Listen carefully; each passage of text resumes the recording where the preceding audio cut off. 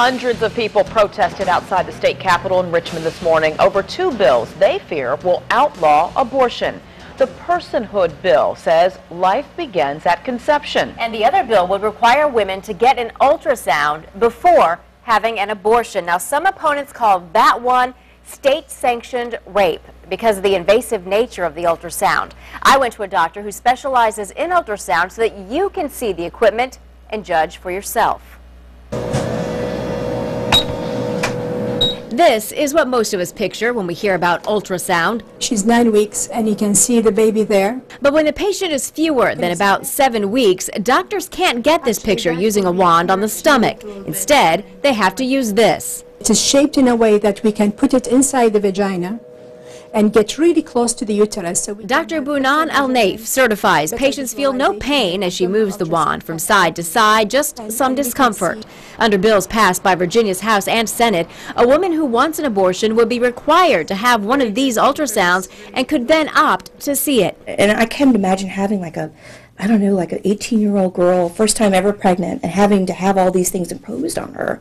I think it's very scary. Pro-choice advocate Ericka Volk is vehemently against the bill. She's even more worried about another bill sponsored by Delegate Bob Marshall that says life begins at conception. We need to get back to the respect for life that we used to have in this country that's been lost. His bill passed the House. The Senate will vote this week. If it becomes law, some birth control pills may become illegal because they prevent implantation of fertilized eggs. They're small laws. To some people they may seem minor.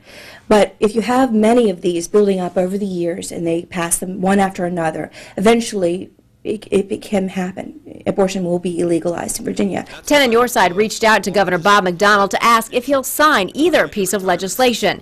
A spokesman replied, if they're passed, the governor will review the bills in their final forms at that time. And Virginia is not alone in this battle over human life and women's rights. Oklahoma lawmakers are considering a similar bill, and ballot initiatives are being introduced in several other states. Now, as expected, the debate over these two pieces of legislation has people talking on our wavy Facebook page. Marion says, sign these two bills, Governor. Please give the unborn children their right to live. Teresa believes a woman should decide what is best for her and not a politician. And Dawn says, sometimes just the sound of a heartbeat or a picture of an unborn child can change a person's mind on having that child aborted.